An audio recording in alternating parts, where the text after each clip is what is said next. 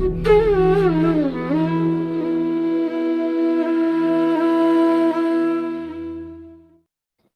की व्याख्यान की शुरुआत करते हैं और श्लोक संख्या 1 अध्याय 3 का ये पहला श्लोक है।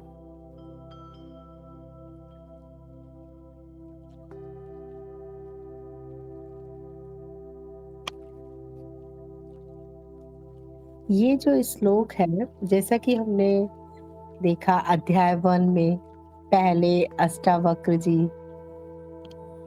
जो कि जनक जी ने उनसे प्रश्न पूछे थे, उनका उत्तर देते हैं। फिर उसके बाद राजा जनक को क्या समझ आया, उन्होंने क्या जाना, उनके क्या अज्ञान का नाश हुआ, उसके बाद जो भी उनकी विचार थे, भावनाएं थी, जो भी उनका बोध हुआ, उन्हें जो भी उनको प्राप्त हुआ, फिर वो बताते हैं। और अध्याय 3 में अब राजा जनक का जब बताया हुआ हो गया, तो अध्याय 3 में अष्टावक्र अब आगे उनको बताते हैं। अब आगे क्या बताते हैं वो उनको, श्लोक संख्या 1 में अष्टावक्र कहते हैं, आत्मा को अविनाशी और एक जानो।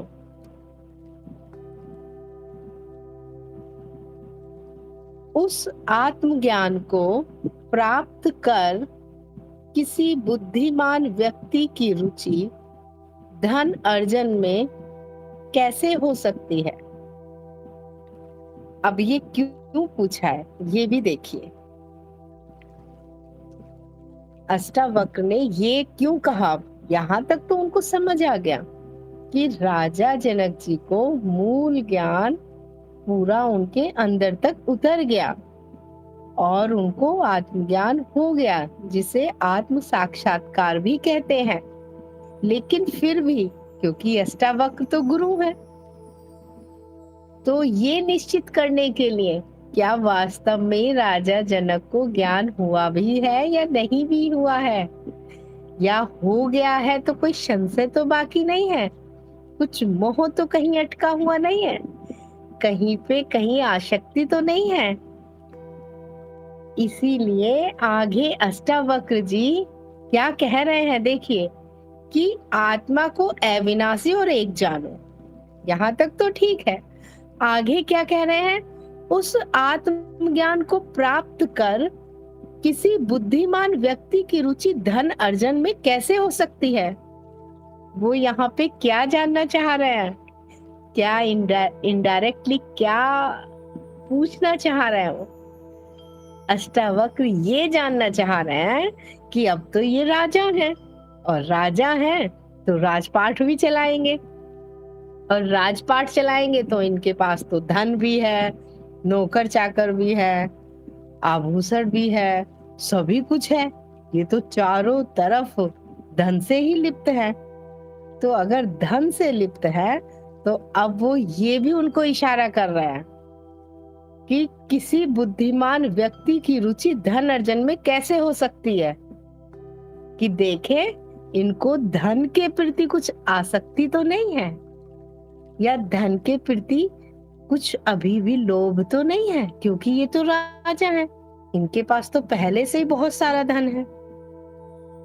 तो यहाँ पे अष्टावक्र ये भी क्लियर कर रहे हैं, ये भी स्पष्ट कर देना चाहते हैं कि जो आत्मज्ञानी होता है, आत्मज्ञानी के लिए धन का कोई महत्व नहीं होता।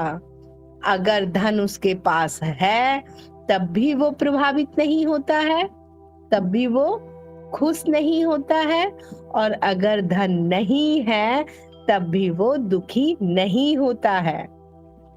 अर्थात जो एक आत्मज्ञानी है वो ना तो धन को छोड़ के भागेगा और ना ही धन के पीछे भागेगा। इसीलिए अष्टावक्र कहते हैं यहाँ पे, आत्मा को अविनाशी और एक जानो, और उस आत्मज्ञान को प्राप्त कर किसी बुद्धिमान व्यक्ति की रुचि धन अर्जन में कैसे हो सकती है? अर्थात अगर थोड़ी सी भी अभी भी रुचि बाकी है धन अर्जन में, तो ये क्या है? ये अशुद्धि है। वो उनको एक तरह से इशारा कर रहे हैं, क्या अभी भी आपको धन से संबंधित कुछ मोह है? क्योंकि आत्मज्ञानी ना धन के पीछे भागेगा और ना ही धन को छोड़कर भागेगा। वो सब कुछ स्वीकार करेगा, जैसा है वैसा ही ठीक है, जो है वही ठीक है। और ऐसा भी नहीं है कि आत्मज्ञानी के लिए सोना मिट्टी हो गया ना, ऐसा भी नहीं है। आत्मज्ञानी को पता है ये सोना है और ये कीमती है और ये मिट्टी है, इसकी ये कीमत है।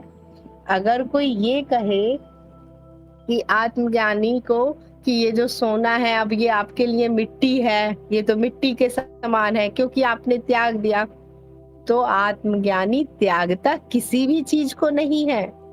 उसको पता है कि ये सोना है तो सोना है, ये मिट्टी है तो मिट्टी है। ना त्यागता है और ना ही भोगता है, वो दोनों के पार हो जाता है। तो इस श्लोक में यही अष्टावक्र को बताते हैं। आगे अध्याय 3 का श्लोक संख्या 2। अब आगे अष्टावक्र जी कहते हैं, ये जो इन्होंने अभी श्लोक 1 में बताया है, ये बहुत महत्वपूर्ण बात बताई है। बहुत सारे लोगों को लगता है कि जो आत्मज्ञानी है या ज्ञानी है तो वो सब चीज का त्याग कर देते हैं। सत्य तो ये है, ना वो उसको त्याग करते हैं और ना ही वो भोगते हैं। बुद्धि का पूरा इस्तेमाल होता है, जहाँ पे जिस चीज की आवश्यकता होती है उसका इस्तेमाल कर लिया जाता है, अगर आवश्यकता नहीं है तो उसका प्रयोग नहीं किया जाता। बस आत्मज्ञानी भी खाना खाते हैं, आत्मज्ञानी भी बहुत सारे हैं जो अपने जीवन यापन के लिए काम करते हैं। कबीरदास भी कपड़ा बुनते थे, और भी बहुत सारे हैं, पारिवारिक भी है। तो आत्मज्ञानी के लिए सारी चीजें जो हैं वो ना त्यागते हैं ना भोगते हैं। अब श्लोक संख्या 2 में आगे अष्टावक्र जी कहते हैं, स्वयं के अज्ञान से भ्रमवश विषयों से लगाव हो जाता है, जैसे सीप में चांदी का भ्रम होने पर उसमें लोभ उत्पन्न हो जाता है। अब इसमें अष्टावक्र जी कहते हैं कि स्वयं के अज्ञान से भ्रमवश, कि जो चित्त के द्वारा जितनी चीजें ये रची गई हैं और जो अनुभव होते हैं, अभी अगर आपसे ये कहा जाए कि आप जगत नहीं, शरीर नहीं, मन नहीं, वो नहीं, ये नहीं, नेति नेति नेति नेति, तो अभी भी आप उस शून्यता पे पहुंच जाते हैं। हो सकता है वो क्षणिक भर हो सकता है वो जब तक अष्टावक्र गीता चल रही है तब तक हो सकता है जब तक सत्संग होते हैं तब तक हो, या हो सकता है जब तक गुरुजन के सानिध्य में है तब तक है। लेकिन जैसे ही संसार में द्वारा जाते हैं, क्योंकि संसार में ही रहते हैं, सत्संग कितना देर, 1 घंटा, 2 घंटा, 4 घंटे आप सानिध्य में रहेंगे, किसी गुरु के प्रवचन सुन ली, वीडियो सुन ली, ये, लेकिन उसके बाद तो फिर इस संसार में ही होते हैं। उसी संसार में उठना, खाना, पीना, रहना, कमाना, सारा परिवार, रिश्तेदार, सब कुछ वही है। तो ज्यादा समय तो माया में ही व्यतीत हो रहा है, थोड़ा सा समय है जो कि ज्ञान से संबंधित आपका व्यतीत हो रहा है सत्संग में या गुरुजनों के साथ में। तो जो अज्ञानवश जो विषयों से जो लगाव हो जाता है, वो कैसे हो जाता है? ऐसे ही हो जाता है जैसे सीप में चांदी का भ्रम होने पर उसमें लोभ उत्पन्न हो जाता है। तो जैसे ही संसार में उतरते हैं और संसार में आप अकेले हैं जो कि अभी ज्ञान में स्थित हो रहे हैं, और जैसे ही संसार में उतरेंगे वहां 10 मिलेंगे जो कि संसार में लिप्त है, कोई पैसे में, कोई स्त्री में, कोई पद में, कोई यहाँ, कोई अपने धन में। तो जब उनके संपर्क में आएंगे तो वो आपको प्रभावित कर जाते हैं, उनसे आप तुरंत ही चित्त की दशा बदल जाती है। और वो चित्त की दशा क्यों बदल जाती है? क्योंकि आपके आसपास का वैसे ही वातावरण होता है, तो इसीलिए उससे प्रभावित हो जाते हैं।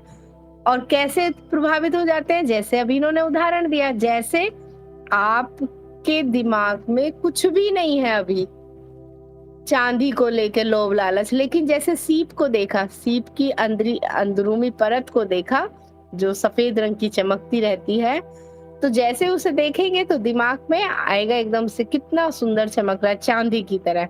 चांदी से फिर आगे चलेगा, अच्छा चांदी ये तो एक महंगी चीज है, ये तो इससे तो आभूषण बनते हैं। तो वो क्या हुआ, धीरे धीरे लोभ आने लगा। तो इस श्लोक में यही कह रहे हैं कि अज्ञान से भ्रमवश विषयों से लगाव हो जाता है। जैसे ही अज्ञान आया वैसे ही विषयों से भी लगाव हो जाता है। और सीप में चांदी का भ्रम होने पर उसमें लोभ उत्पन्न हो जाता है, और जैसे ही चीजें सामने में आती हैं हम उनकी तरफ खींचने लग जाते हैं। अभी अगर आप देखेंगे तो अभी हो सकता है आपकी मनोदशा बहुत शांत हो, आनंदित हो, आप ज्ञान में लिप्त होते जा रहे हैं, जो मैं बोल रही हूँ आप सुन रहे हैं आराम से आंख बंद करके, बड़ा अच्छा लग रहा है। लेकिन वही आप ऑफिस जाओ, वही ऑफिस के आसपास के लोग, वही छल कपट क्रोध चालबाजियां राजनीति ये, या समाज में जाओ तो फिर क्या होगा, फिर उनको उन्हीं की तरह से बर्ताव करने के लिए, जो भी उनको रिप्लाई करने के लिए जो भी करते हैं, उसी में ही हम लिप्त होने लग जाते हैं, उसी में ही लिप्त। तो जैसे उसमें लिप्त होते हैं वैसे ही मोह में भी हो सकते हैं, क्रोध में भी हो सकते हैं, सारी चीजों में। तो ये अज्ञानवश ही विषयों से लगाव हो जाता है, जैसे सीप में चांदी के भ्रम होने पर लोभ उत्पन्न हो जाता है। अब इससे बचा कैसे जाए, ये भी सॉल्यूशन अभी कर लेते हैं। इससे बचा कैसे जाएगा? आप जब तक स्वयं के स्वरूप में स्थित रहेंगे तब तक चेतना जागृत रहेगी, तब तक साक्षी भाव रहेगा। जैसे ही आपकी चेतना फिसले वैसे ही आपका ध्यान बाहरी सारी चीजों पे चला जाएगा। जब तक चेतना में आप हैं तब तक आप जान रहे हैं कि आप क्या है, आप सिर्फ दृष्टा है। तो अनावश्यक कार्य छूट गए, जो आवश्यक है वो होते रहेंगे, वो भी चेतना के प्रकाश में होते रहेंगे। तो फिर आप किसी भी चीज से प्रभावित नहीं होंगे, अब वो चाहे मूल्यवान है या मूल्यवान नहीं है। तो इसका जो बेकार के विषय है, ये जो कि हमें मोह की तरफ खींचते हैं, क्रोध की तरफ, लालच की तरफ, उनसे, उनके भ्रम में हमें नहीं फंसना है। कहाँ स्थित रहना है? साक्षी में, साक्षी भाव में स्थित रहना है। साक्षी भाव में स्थित रहने पर कोई भी लोभ हमें अपनी तरफ नहीं खींचेगा। आगे श्लोक संख्या 3, श्लोक संख्या 3 में आगे अष्टावक्र जी कहते हैं,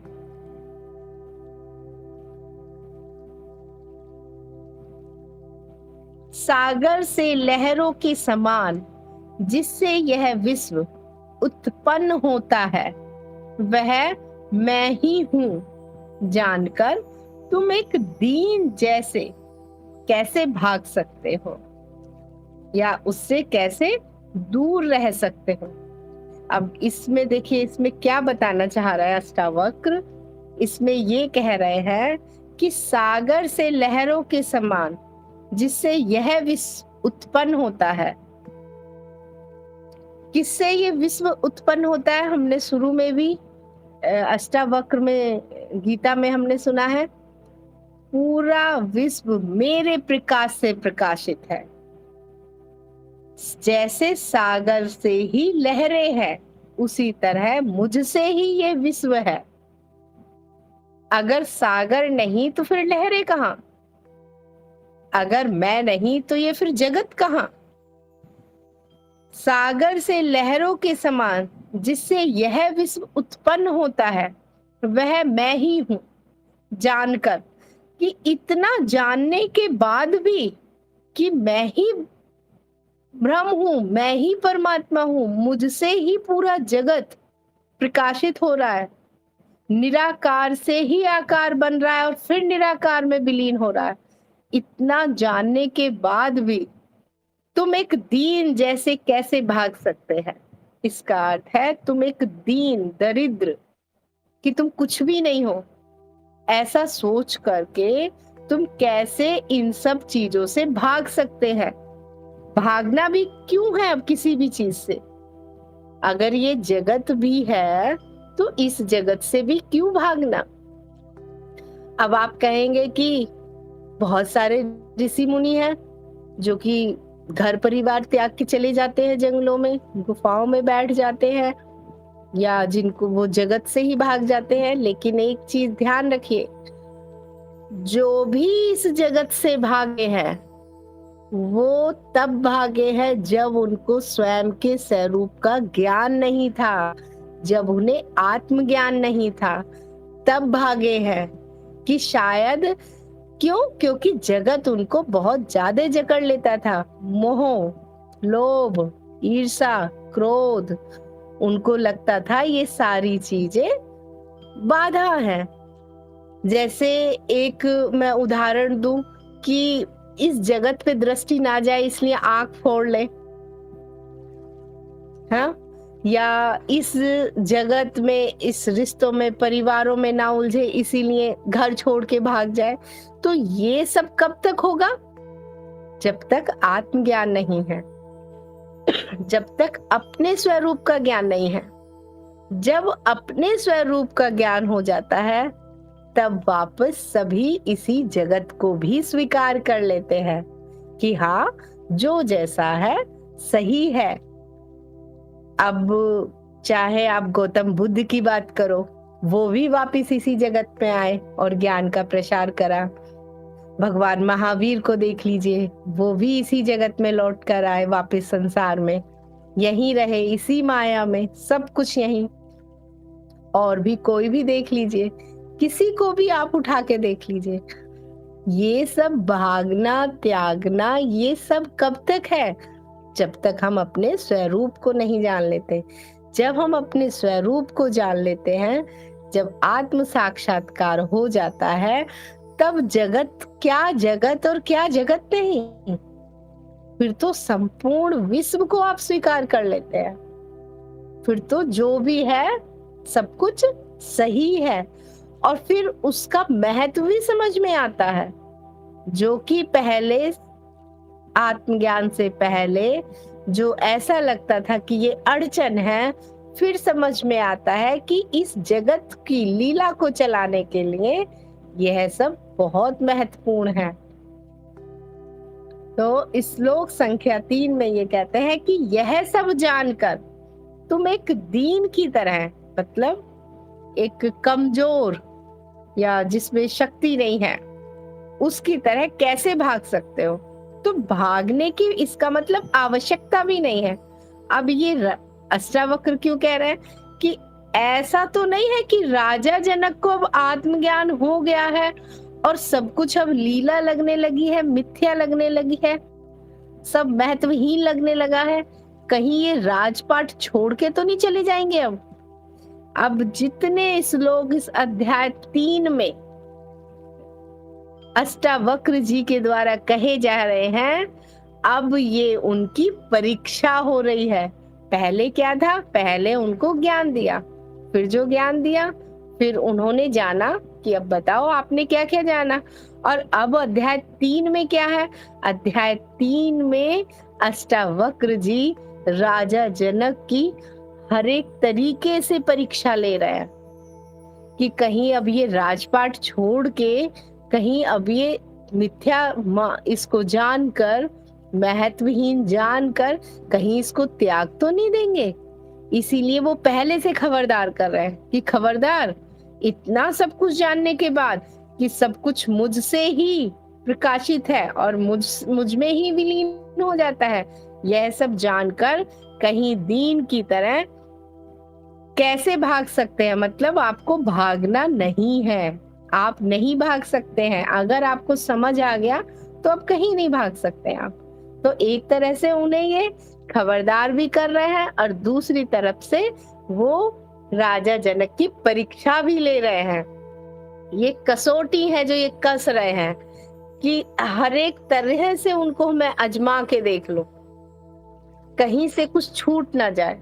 इसीलिए इस श्लोक संख्या 3 में अब वो ये भी क्लियर कर रहे हैं, एकदम स्पष्ट कर रहे हैं कि जैसे सागर से लहरें उठती हैं और फिर सागर में ही विलीन हो जाती हैं, उसी तरह से पूरा विश्व मुझसे ही उत्पन्न होता है। और यह जानकर आप कैसे भाग सकते हैं, अर्थात भागना भी नहीं है, कहीं नहीं भागना है। और आप देखेंगे इस माया में ना तो किसी ने माया को बदलने की कोशिश की है, ना माया के साथ छेड़छाड़ करने की कोशिश की है। माया जैसी चल रही है वैसे ही चलती है। ऐसा नहीं कि आज, ये बहुत पहले से यही है। माया को जान लेना ही माया से ऊपर उठ जाना है। ना कुछ त्यागना है और ना ही कुछ भोगना है। इस जीवन को, अगर इस जीवन को आप सपने की भांति लेने लगे, मात्र एक लाइन कि यह जीवन एक सपने की भांति है, और इस जीवन को जागृत अवस्था को भी अगर स्वप्न अवस्था से अगर तुलना कर पाए आप, और तुलना करने के बाद निष्कर्ष निकल पाए, तो भी आप इस जगत से छूट जाएंगे। क्योंकि वास्तव में है तो ये सपना ही, बहुत लंबे समय तक चलने वाला सपना है, नहीं तो आप इससे भी छूट जाएंगे। वमिता जी का एक प्रश्न आया है, माया को कैसे जानूं? माया को आप जितना भी जानेंगे उतना ही कम है, क्योंकि माया भी अनंत है। जो भी आज तक अनुभव किया गया है किसी के भी द्वारा, चाहे वो वैज्ञानिक हैं, चाहे वो संत हैं, चाहे वो गुरुजन हैं, जितना भी जाना गया है वह सब माया है। जितना भी जाना गया है, चाहे वो वैज्ञानिकों ने जाना हो विज्ञान के विषय में, चाहे शिक्षकों ने, ज्ञानी जनों ने, जिसने भी जाना है वो सब माया के बारे में जाना गया है। तो माया अनंत है, कितना आप माया के बारे में जानेंगे? सब कुछ माया ही है जिसका अनुभव हो रहा है। तो माया को जानने से अच्छा है स्वयं को जान लो। अगर हमने स्वयं को जान लिया तो फिर माया को जाना या नहीं जाना, इससे कोई प्रभाव नहीं पड़ता। ठीक है, स्वयं को जानना अति आवश्यक है, सबसे महत्वपूर्ण है स्वयं को जानना। स्वयं को जानने के बाद आप फिर माया को जानो या फिर ना जानो, उससे कोई फर्क नहीं पड़ेगा। जानना है जानिए, नहीं जानना है मत जानिए, लेकिन सबसे पहले स्वयं को जानिए। मेरे जितने भी ज्ञान चर्चाएं हुई हैं या जितना भी मेरा कुछ भी अगर मैंने बताया है, तो एक लाइन मैंने जरूर बताया है, मैं कौन हूँ। सबसे पहला लक्ष्य यही बनाइए, स्वयं को जानना। स्वयं को जानने के बाद कुछ भी जानना महत्वपूर्ण नहीं है। फिर अगर जानना है तो जानिए, नहीं जानना है तो मत जानिए।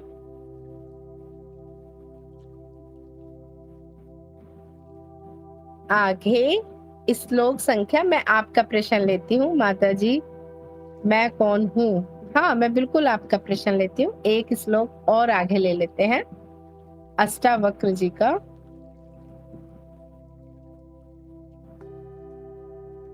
आगे पूछा है आनंद जी ने, मैं अपने स्वभाव में स्थित हूँ, कैसे पता चलेगा? बहुत सुंदर प्रश्न है, बहुत सुंदर।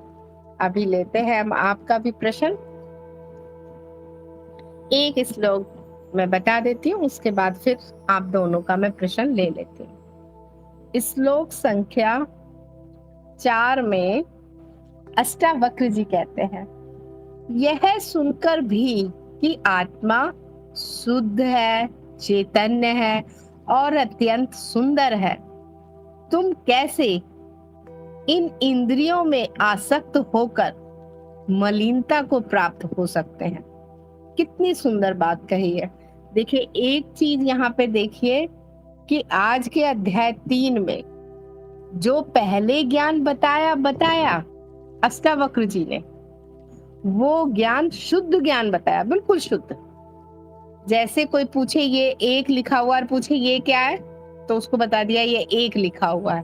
पूछा ये 5 लिखा हुआ है कि ये क्या है, तो एकदम सीधे सीधे बता दिया ये 5 लिखा हुआ। और अध्याय 3 में अब जो भी अष्टावक्र जी बोल रहे हैं राजा जनक को, वो जो थोड़ा सा भी अगर रड़क सी भी रह गई है, थोड़ी सी भी कहीं पे संशय भी रह गया है, उसको भी क्लियर कर रहे हैं, क्योंकि वो जान रहे हैं ये राजा हैं, आत्मज्ञानी है। अब इनको ज्ञान हो गया है, मूल ज्ञान पूरा है इनको, ब्रह्म ज्ञान सब कुछ है अब इनको।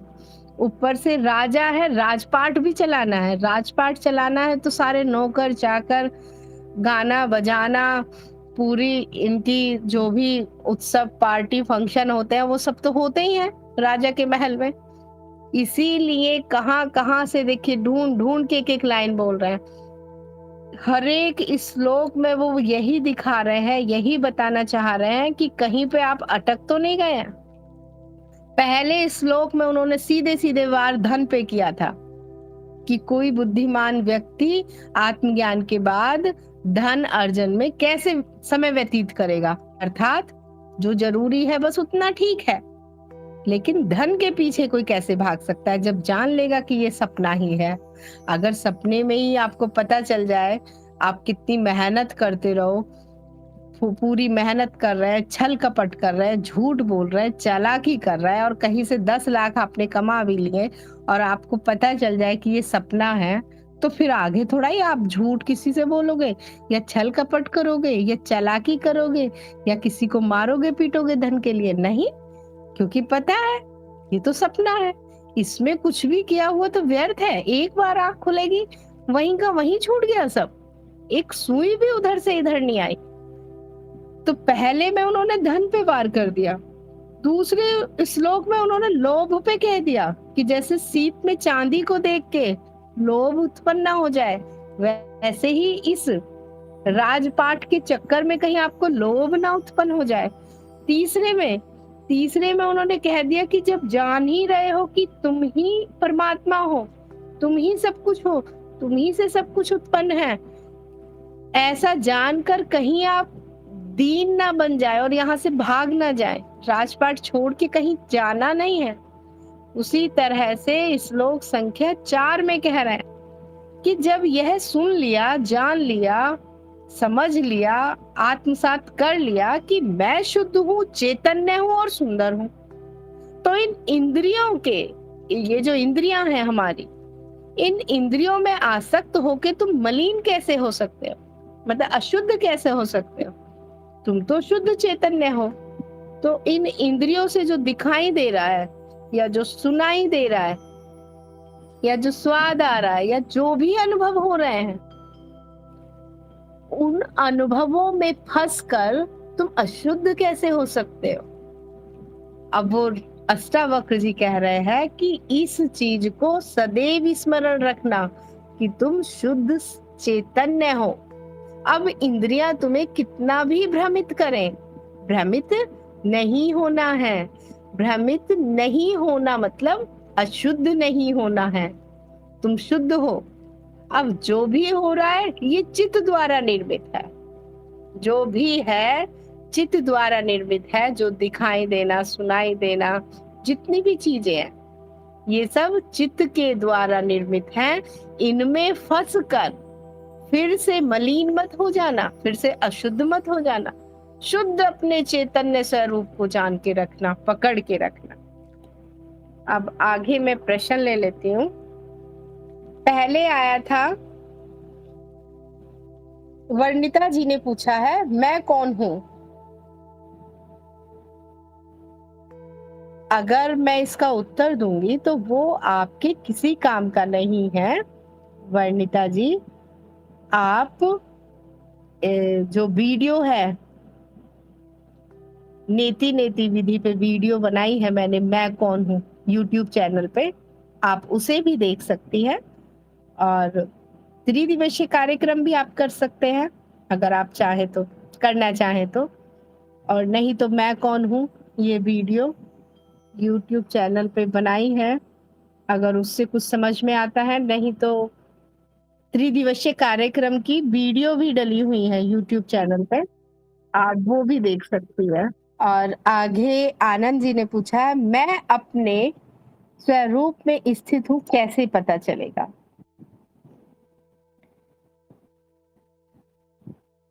आप अभी मेरे साथ आंख बंद करके बैठिए अभी, और ये जगत मिथ्या है क्योंकि ये परिवर्तनशील है ना? नीति नेति विधि का प्रयोग अभी मेरे साथ करिए।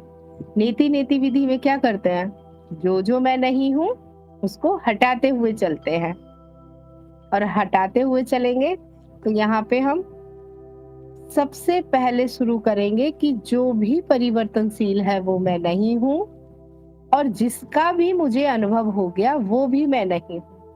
इस आधार पे अभी आंख बंद करके बैठिए, इस जगत को अभी हटा दीजिए, जगत के सारे विषयों को हटा दीजिए। उसके बाद आप आगे बढ़िए, इस शरीर पे दोनों नियमों को लगाते हुए इस शरीर से भी अलग हटिए, इससे भी पृथक हो जाइए। इससे पृथक होने के बाद आप मानसिक स्तर पर आइए। मानसिक स्तर पर होने वाले विचार, भावनाएं, कल्पनाएं, इच्छाएं, इनसे भी पृथक हो जाइए। अब जो शेष बचा वही आप चैतन्य हैं। आपके ना हाथ पैर हैं, आपकी ना बुद्धि है, आपको ना भूख लगती है, आपको ना सर्दी गर्मी लगती है, आपको ना कोई मार सकता है, आपका ना जन्म है, ना आपकी मृत्यु। तो जो शेष बचा वही आप है। जब आप वही हैं तो फिर बाकी का विस्तार किसका है? बाकी का विस्तार चित्त का है। अपने स्वरूप में स्थित रहिए और बाकी के विस्तार को साक्षी में सिर्फ दृष्टा भाव से देखते रहिए। बस यही है अपने स्वरूप में स्थित होना। शुरू में साधक इससे फिसल जाते हैं, बार बार वहां से हट जाते हैं, बार बार सोचते हैं मैं शरीर हूँ। किसी ने पीछे से आके हल्का सा धक्का दे दिया, तुरंत पहुंच गए मैं शरीर हूँ। क्रोध कर दिया, किसी ने गाली दे दी, तुरंत अपने स्वरूप से हट गए। किसी ने पैसा दिखा दिया, लोभ लालच दिखा दिया, तुरंत अपने स्वरूप से हट गए। जबकि जो मैं शुद्ध चैतन्य हूँ, मुझे ना कोई लोभ है ना लालच है, होगा जिसको होगा। अभी कुछ दिन ये भी छोड़ दीजिए कि फिर लोभ लालच किसको है, क्रोध किसको आता है, ये भी छोड़ दीजिए। कुछ दिन सिर्फ शून्यता पे रहिए, एकदम चैतन्य शुद्धता पे रहिए। गिरेगा गिरने दीजिए, बार बार चेतना जाएगी जाने दीजिए। जब हम अपने स्वरूप में होते हैं, अनावश्यक कार्य नहीं होंगे, क्योंकि किसके लिए करें। धीरे धीरे धीरे धीरे जितना ज्यादा अपने स्वरूप में स्थित होंगे, उतना ज्यादा अशुद्धियां कटेंगी, उतना ज्यादा आप शुद्ध होते चले जाएंगे। अब ये तो सेम ऐसा ही प्रश्न है जैसे कोई बोले मैं स्वस्थ हूं, इसका कैसे पता चले? जितनी जितनी बीमारियां कम होती जाएंगी, अर्थात उतने आप स्वस्थ होते जा रहे हैं। तो जितना जितना ध्यान, जितनी जितनी दृष्टि बाहरी जगत, शरीर, मानसिक क्रियाओं, व्यक्ति संबंधों, धन दौलत, इनसे हटके अपने स्वरूप की तरफ आएगी, उतनी ही आप इन चीजों से अलग हो जाएंगे, पृथक हो जाएंगे। उतना ही आप अपने स्वरूप में स्थित है। ठीक है। आगे ज्ञान मार्गी जी ने पूछा है, आत्मज्ञान पाने का क्या मार्ग है? आत्मज्ञान अर्थात अपने स्वरूप को जानना, मैं कौन हूँ यह जानना। और इसका मार्ग क्या है? जहाँ आप हैं यहाँ पे भी जाना जा सकता है। अभी जहाँ आप हैं, जिससे जुड़े हैं, यहाँ पे भी जाना जा सकता है। तो मार्ग बहुत सारे हैं। आत्मज्ञान तक पहुंचने के। भक्ति मार्ग है, ज्ञान मार्ग है, हठ हठ है, योग है, कुंडलनी है, शक्ति का मार्ग है, भक्ति का है, साधना का, बहुत सारे मार्ग हैं। लेकिन अभी आप जहाँ हैं वो ज्ञान मार्ग है। और ज्ञान मार्ग में अगर आपकी है जिज्ञासा है और इतनी योग्यता है तो ज्ञान मार्ग में तो 3 घंटे में, 1 घंटे में, 3 मिनट में, 1 मिनट में। और आप बोलोगे ऐसे कैसे हो सकता है? तो अभी जो अष्टावक्र जी की जो व्याख्यान चल रही है, इसमें भी अष्टावक्र जी ने राजा जनक को इधर बताया, उधर राजा जनक जी को हो गया। क्यों हो गया? क्योंकि अशुद्धियां कम थी, चित्त पर बाहर की तरफ दृष्टि कम थी, दृष्टि स्वयं की तरफ ज्यादा थी, जगत से वैराग्य था। मैं कौन हूँ उनके लिए यह जानना बहुत जरूरी था। एकदम खाली पात्र की तरह, खाली बर्तन की तरह आए, उधर से अष्टावक्र जी ने भरा, इधर से भर गए ज्ञान से। तो ज्ञान मार्ग भी आत्मज्ञान तक पहुंचने का एक मार्ग है। गुरु माँ प्रणाम। क्या परमात्मा ने मनुष्य को सपने की अवस्था इसलिए दिया है ताकि मनुष्य इस जीवन को सपने के माध्यम से समझ सके कि रात का सपना और दिन का सपने में कोई भेद नहीं है? हाँ, बिल्कुल कह सकते हैं, इसको बिल्कुल कह सकते हैं कि जो ये नींद है और ये सपना है, ये भी तो हमारे लिए सहायक ही हो जाता है आत्मज्ञान तक पहुंचने में। तो अगर ये आपके लिए सहायक है तो जरूर आप ऐसा कह सकते हैं, क्यों नहीं कह सकते। लिंक आपको सेंड कर दिया गया है।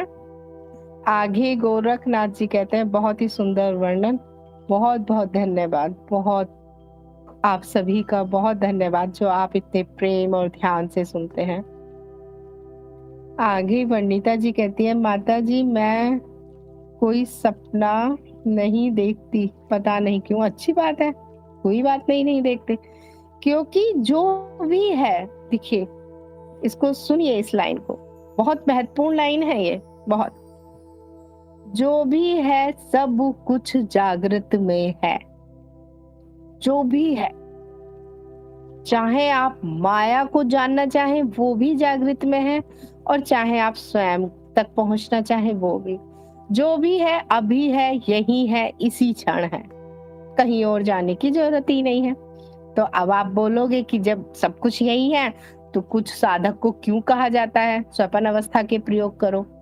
इसलिए कहा जाता है जो अभी अपने शरीर से बहुत ही ज्यादा जुड़े हुए हैं, जो अपने घर से, परिवार से, रिश्तों से, पैसों से, लोभ से, पद से बहुत जुड़े हुए हैं, उनको कहा जाता है स्वपन अवस्था के प्रयोग करो। जब स्वपन अवस्था में चेतना आएगी और वो जगत बिल्कुल सत्य लग रहा होगा, वहां सब कुछ सत्य चल रहा होगा, और अचानक से जब चेतना जागृत होगी, अरे ये तो सपना है, कैसे आप वहीं के वहीं थम जाओगे।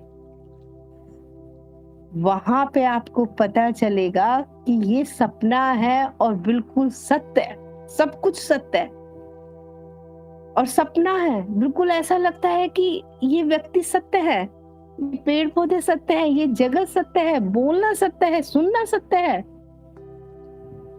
चाय पियोगे चाय का टेस्ट सत्य है, सब कुछ सत्य है, और फिर भी वो सपना है, मिथ्या है। तो फिर वास्तविक सत्य क्या है?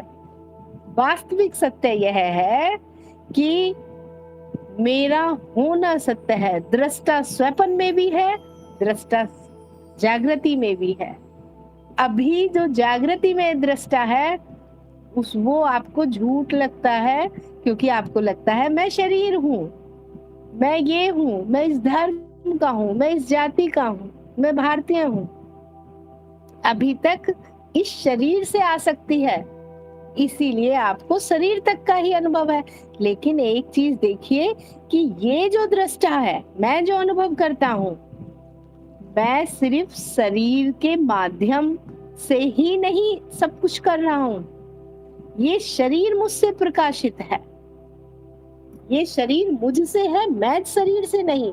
मेरा अस्तित्व तब भी है जब शरीर नहीं है, और इसका प्रमाण क्या है?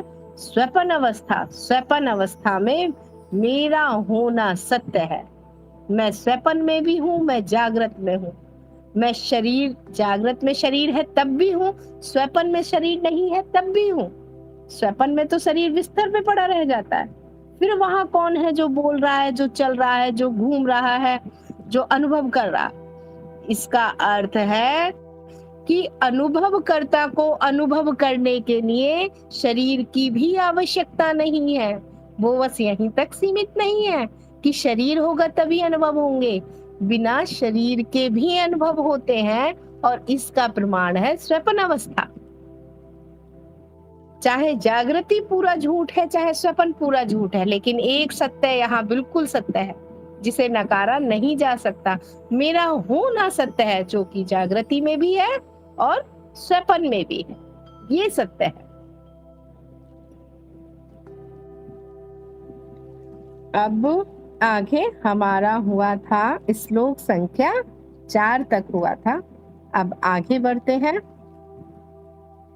श्लोक संख्या 5 में, और इसीलिए सूक्ष्म अवस्था के भी प्रयोग कराए जाते हैं।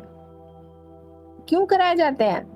हमारे कहने से मत मानिए, मैंने कहा और आपने मान लिया, ये तो मैंने अपना सत्य कहा। आपको अपना सत्य खोजना होगा, और मानने से क्या काम चलेगा? अगर सिर्फ समझ में आ गया, राजा जनक को समझ में आ गया, ठीक है।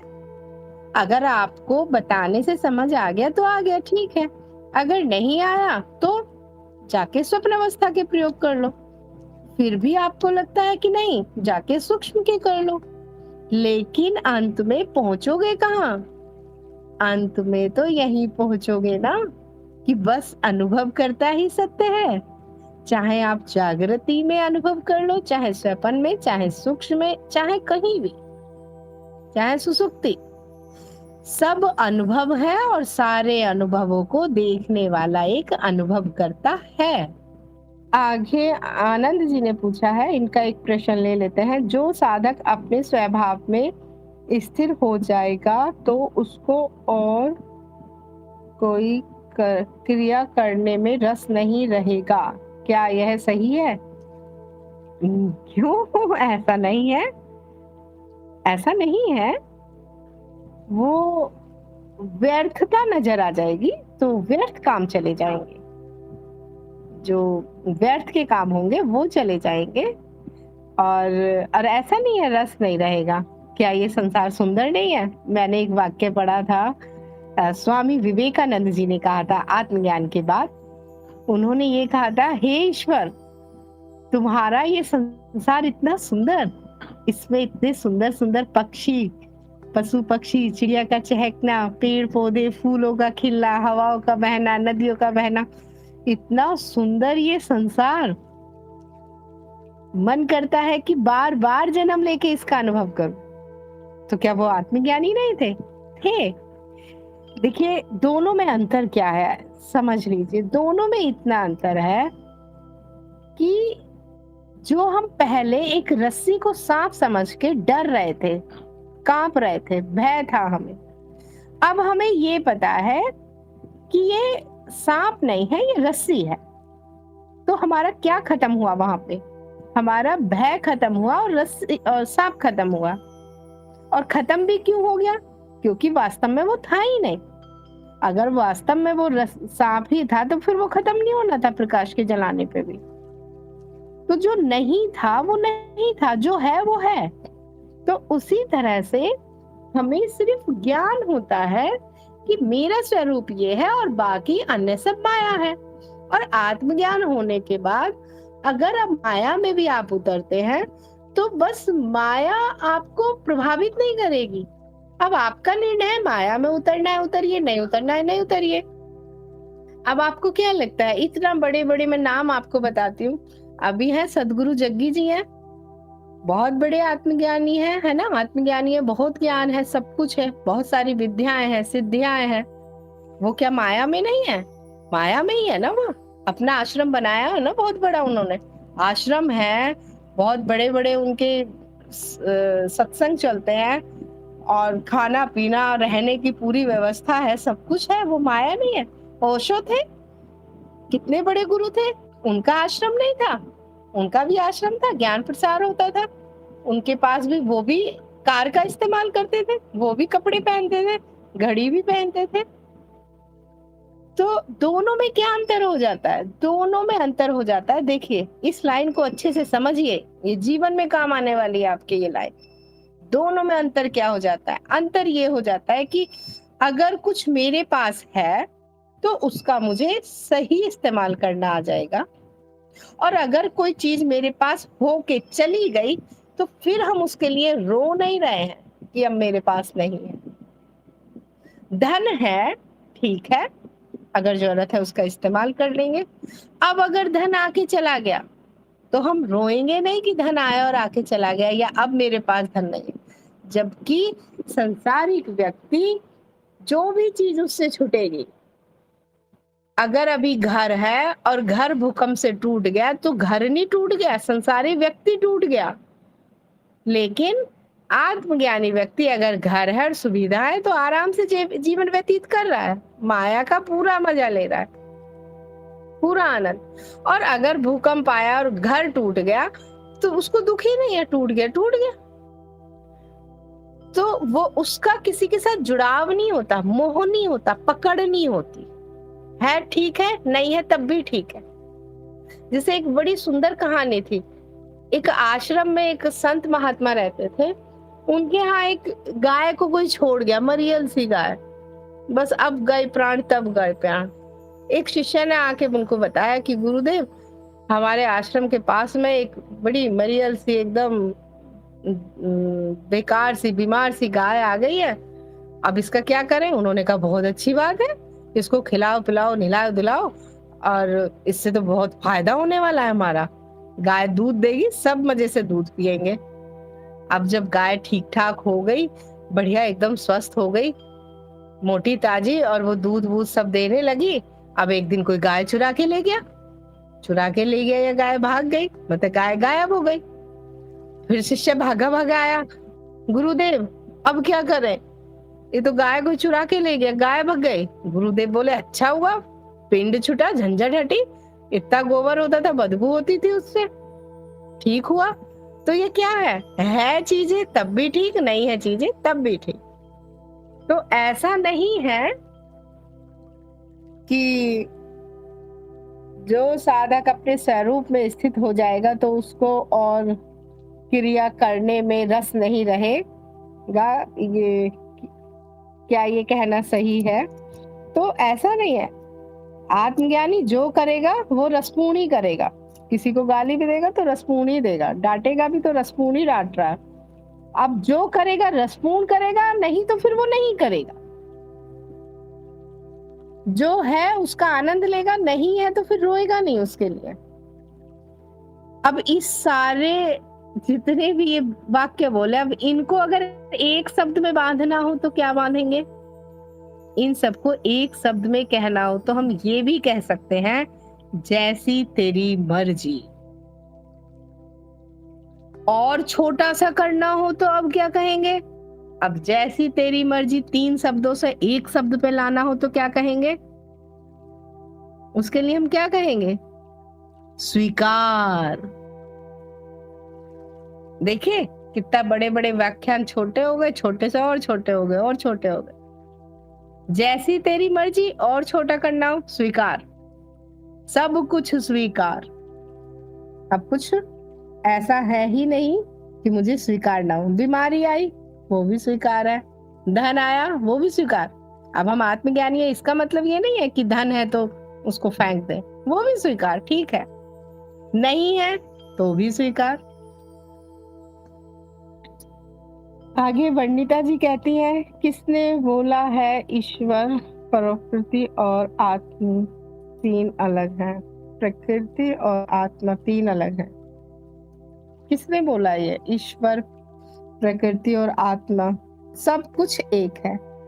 भगवान राम जी भी खुशी खुशी वन चले गए थे। हाँ बिल्कुल, वो तो भगवान थे। अब अगर ऐसा हो सकता है, क्योंकि क्यों नहीं? अच्छा ऐसा क्यों नहीं हो सकता कि जीवन से कष्ट हट जाए? क्यों नहीं हट सकता ऐसा? क्योंकि माया अपने नियम के अनुसार चल रही है। वो श्री राम के लिए नहीं बदली माया, बदली, है ना। महर्षि रमन के लिए माया नहीं बदली, उनके गले में भी कैंसर था। गौतम बुद्ध जी ने जो खाना खाया था, जहरीला खाया, माया अपने नियम नहीं बदलती किसी के लिए। और भी कितने सारे मैं उदाहरण दूं। माया अपने अनुसार चलती है, अपने नियम के अनुसार। एक आत्मज्ञानी कभी भी माया के साथ वो माया के साथ कभी छेड़छाड़ नहीं कर, माया से ऊपर उठ जाता है। ठीक अगर है तब भी ठीक, नहीं है तब भी ठीक। आगे अब हम लेते हैं श्लोक संख्या 6 में। अष्टावक्र जी कहते हैं, एक ब्रह्म का आश्रय लेने वाले और मोक्ष के अर्थ का ज्ञान रखने वाले, आमोद प्रमोद द्वारा उत्पन्न कामनाओं से विचलित होना बहुत ही आश्चर्य है। अब देखिए, मतलब अष्टावक्र जी राजा जनक को थोड़ा सा भी ऐसा कोई जगह ना छोड़ दे कि जहां से राजा जनक फिसल ना जाए। अब उनको पता है ये राजा है तो यहाँ तो नाचना गाना ये सब चलेगा ही चलेगा। उत्सव मनाना, नाचना गाना, ये होना वो होना, सब कुछ चलेगा ही। तो आगे ये कहते हैं कि एक ब्रह्म का आश्रय लेने वाले और मोक्ष के अर्थ का ज्ञान रखने वाले, चल गया कि मैं ब्रह्म हूँ, मैं ही परमात्मा हूँ, और जिसे मोक्ष का भी अर्थ समझ में आ गया कि मोक्ष किसकी, जीव की, मुक्ति किसको, जीव को। मैं तो पहले से ही जन्म मरण से मुक्त हूँ। जिसको इतना समझ आ गया वह आमोद प्रमोद द्वारा उत्पन्न कामनाओं से विचलित होना आश्चर्य ही है। आमोद प्रमोद मतलब भोग विलास, हंसी खुशी, रंग रंग लिया आदि आदि से जो उत्पन्न होती है जो कामनाएं, उससे अगर एक आत्मज्ञानी विचलित हो जाए, जिसे मोक्ष का भी अर्थ पता है, जिसे मुक्ति का पता है, और जिसको ये पता है कि मैं ही ब्रह्मन हूँ, वो अगर इन सारी चीजों से प्रभावित होके जो कामनाएं उत्पन्न हो जाए, अगर उससे विचलित हो गया तो ये भी आश्चर्य की बात है। तो अब यहाँ पे अष्टावक्र जी ने ये भी कह दिया कि अब आत्मज्ञान आपको हो गया है, इसको संभाल के रखिए, इसके स्मरण में रहिए। ऐसा नहीं कि आत्मज्ञान मुझसे ज्ञान ले लिया और मैं दृष्टा हूँ इस भाव को खोके, और ये जो लीलाएं जो रची जा रही है, नाचना गाना कूदना उत्सव, इस सब में आप इतने डूब जाओ कि अपने स्वरूप को भूल जाओ।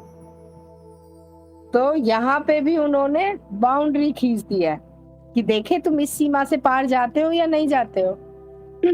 तो वो कहते हैं अगर जो आत्मज्ञानी हो गया, उन्हें ये सब चीजें भी प्रभावित नहीं करेंगे। अर्थात आप रहो, महल में ही रहो, उत्सव भी मनाओ, खूब हंसी खुशी भोग विलास सबका आनंद लो, लेकिन उससे उत्पन्न होने वाली जो कामनाएं हैं, जो भी, उनसे विचलित नहीं होना है।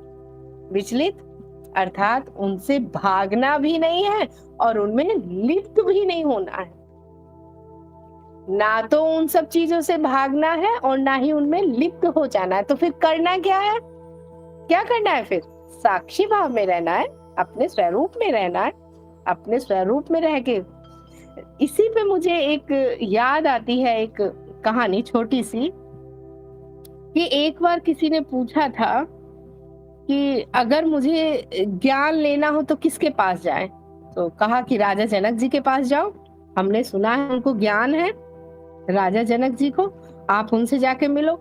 जब वो राजा जनक जी के महल में पहुंचे तो वहां 2-4 नर्तकी सब नाचना गाना, और इधर मदिरा, और इधर ये राजा बैठे हुए, इधर ये, और पूरा चल रहा था वहां पे। वो तो लौट के वापस आ गया, बोला जी आपने मुझे कहाँ भेज दिया, कि राजा जनक से जाके ज्ञान लो और उनसे आप कुछ ज्ञान की बात सुन लो। मैं उनसे क्या सीखूं ज्ञान की बात?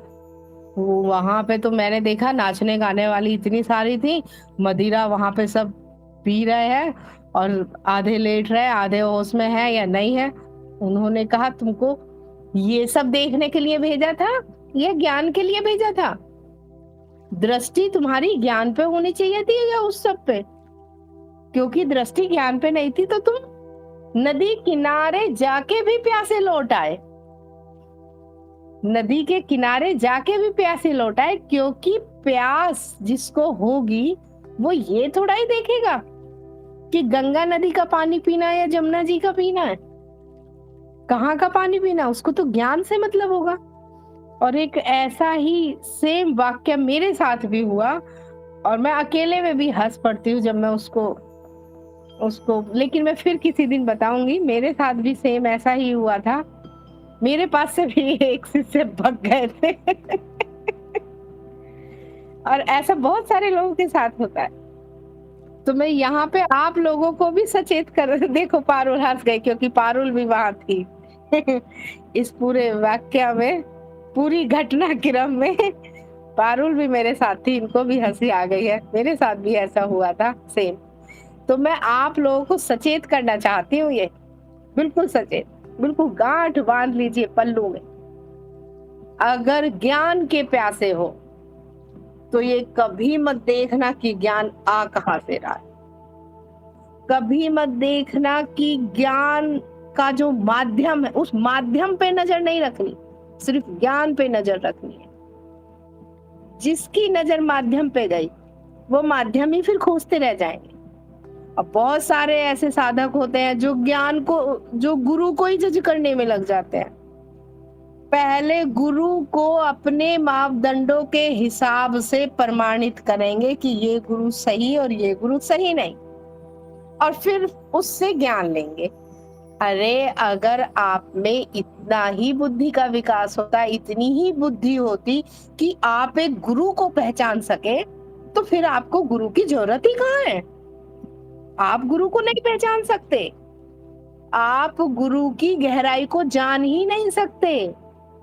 तो गुरु क्या खाता है, क्या पीता है, क्या सोता है, किस गाड़ी में बैठता है, कुछ पे ध्यान मत दीजिए। आप तक ज्ञान पहुंच रहा है, उस ईश्वर का अहोभाव दो, उसे धन्यवाद दो। माध्यम गया भाड़ में। किताबों से आ रहा है, टीवी से आ रहा है, व्यक्ति से आ रहा है, गुरु से आ रहा है, बच्चे से आ रहा है, जानवर से आ रहा है, जिससे भी आ रहा है। बहुत महत्वपूर्ण आज मैं आपको ये बात बता रही हूँ कि कभी भी ये मत देखना कि ज्ञान का माध्यम क्या है। मैं अपना अनुभव बताती हूँ। ज्ञान मुझे हॉलीवुड की मूवी से भी मिला हुआ है। आपका हृदय, आपकी जिज्ञासा, आप कितने आतुर हैं ज्ञान लेने के लिए, अगर ऐसी आपकी मुमुक्षुत्व अगर इतना आपका सघन हो गया, तो इस विश्व की हर एक चीज आपको ज्ञान दे रही है, बस आपको ग्रहण करना नहीं आ रहा। तो इसीलिए मैंने ये कहा कि मुझे ज्ञान, और ऐसा ज्ञान जो कि अष्टावक्र जी कह रहे हैं, ऐसा ज्ञान मुझे हॉलीवुड की एक मूवी से भी मिला हो। आप कितना तैयार हैं उस ज्ञान को लेने के लिए? तो माध्यमों पे मत जाइए। माध्यम तो ऐसे ऐसे आएंगे कि एक छोटा सा जानवर आपको ज्ञान दे जाएगा, एक कुत्ता ज्ञान दे जाएगा आपको, लेकिन आप लेने के ना हो या नहीं हो, आप कितने सक्षम हैं। अगर आप में इतनी योग्यता नहीं है तो कितने बड़े के गुरु के सानिध्य में बैठ जाइए, आपको कुछ पल्ले नहीं पड़ने वाला फिर तो माध्यमों पे मत जाइए। ज्ञान आपको मिल रहा है, उसी में धन्यवाद दे दीजिए। हे ईश्वर, जब तक आपको स्वयं का ज्ञान नहीं हो रहा तब तक उस ईश्वर को ही धन्यवाद देते रहिए। जब ज्ञान हो जाए स्वयं का, फिर खुद को धन्यवाद दो। अरे बहुत बहुत धन्यवाद इस शरीर का, इन कानों का जिसने प्रवचन सुने, इस बुद्धि का जिसने इस ज्ञान को उतारा, सब चीज को धन्यवाद दे दीजिए। ठीक है। आगे विनोद जी ने कहा है एक जिज्ञासा है, ज्ञान के बाद व्यक्ति मिट जाता है, ज्ञानी के भीतर से परमात्मा ही जीता है। जी बिल्कुल सत्य बात है ये। सबसे पहले तो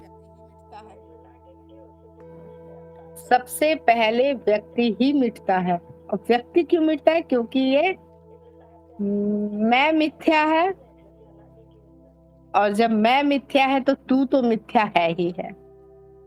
मैं है इसीलिए तू है। तो जहां पे मैं ही मिथ्या हो गया, वहां पे सारे के सारे जितने भी तू है, जहां एक मिथ्या हो गया वहां दूसरा तो मिथ्या हो ही गया, है ना। जहां मैं मिथ्या हो गया वहां तू मिथ्या हो गया। तो जब मैं ही नहीं हूं तो व्यक्ति क्या है? ज्ञानी के भीतर से परमात्मा ही जीता है। हाँ, ये भी सत्य है।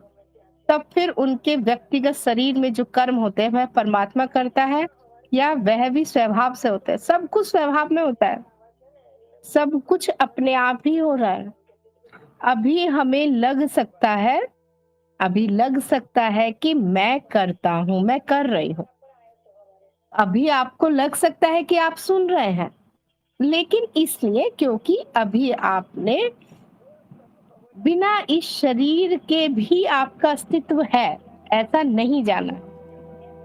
अब आप कहेंगे कि ज्ञानी के भीतर से परमात्मा ही है, तो फिर उसके व्यक्तिगत शरीर से जो कर्म हो रहा है वो सब अपने आप हो रहा है, ऑटोमेटिक मोड पे हो रहा है। वो सब कुछ ऑटोमेटिक मोड पे। अब कहोगे ऑटोमेटिक मोड का अर्थ है स्मृति के आधार पे सब कुछ चल रहा है।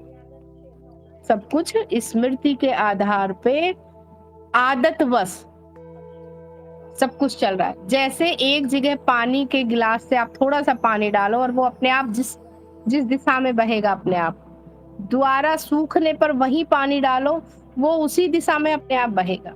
ये एक चक्र होता है, ये एक आदतों का, संस्कारों का, स्मृति का एक चक्र है। एक आत्मज्ञानी ही इस आदतों, स्मृतियों और संस्कारों के चक्र से बाहर निकलता है, और जो बाहर निकल गया वो बाहर हो गया। अब आगे हमारा ये आखिरी श्लोक है आज की अष्टावक्र महागीता व्याख्यान का। श्लोक 7 में, अंत समय के निकट पहुंचे व्यक्ति का उत्पन्न ज्ञान के अमित्र काम की इच्छा रखना, जिसको धारण करने में वह अत्यंत आसक्त है। आश्चर्य ही है। देखिए, मतलब कोई चीज भी छूट ना जाए, राजा जनक के मोह का कोई कारण बच ना जाए। अब अष्टावक्र जी कहते हैं कि जब एक व्यक्ति अंतिम समय तक पहुंच जाता है, कि उसका अब आखिरी समय है, फिर भी वो अज्ञान के कारण काम वासना में लिप्त रहता है, जबकि अब वो इसके लिए इतना शरीर, इतना कह लीजिए उतना सशक्त भी नहीं है। फिर भी कितने आश्चर्य की बात है कि अंतिम समय में, मतलब पैर एकदम जा रहे हैं अब गड्ढे में, जैसे कहते हैं ना, पैर पहुंच गए कब्र में, अब फिर भी कामनाएं पीछा नहीं छोड़ रही है। तो जो पीछा नहीं छोड़ रही है वो क्या है? वो शत्रु ही है, अमित्र ही है वो, जिसको धारण करने में वह अत्यंत अशक्त है। आश्चर्य की बात है कि आश्चर्य की बात यह है कि अंतिम समय होने पर भी, कि पता है कि अब जाना ही जाना है, अंतिम समय तक पहुंचते पहुंचते भी काम वासनाएं, जो भी काम वासना है, वो उसको भी ये शरीर धारण करते हुए भी उसी में लिप्त रहता है। ये भी बहुत आश्चर्य की बात है। यहाँ अष्टावक्र कहना चाह रहे हैं कि ठीक है, सब कुछ हो गया है, आत्मज्ञान हो गया, सब कुछ हो गया, लेकिन कहीं किसी कोने में काम वासना के प्रति कोई लगाव, मोह या आसक्ति तो नहीं है। वो ये कहना चाह रहे हैं कि कहीं पे कुछ भी ऐसी कोई आसक्ति तो नहीं है। तो इसी के साथ फिर हम आज की अष्टावक्र महागीता व्याख्यान को समाप्त करते हैं। और आपके जो भी प्रश्न हैं वो अगली ज्ञान चर्चा में आप पूछ सकते हैं। आप लोग आए, आप लोगों ने इतने प्रेम से ध्यान से सुना, इसके लिए मैं आपका बहुत बहुत धन्यवाद करती हूँ। और मैं आशा करती हूँ कि आप सभी को अष्टावक्र महागीता व्याख्यान में बहुत आनंद आ रहा होगा और ज्ञान भी आपको मिल ही रहा होगा, ऐसी मैं आशा करती हूँ। और इसी के साथ मैं अपने शब्दों को विराम देती हूँ। धन्यवाद।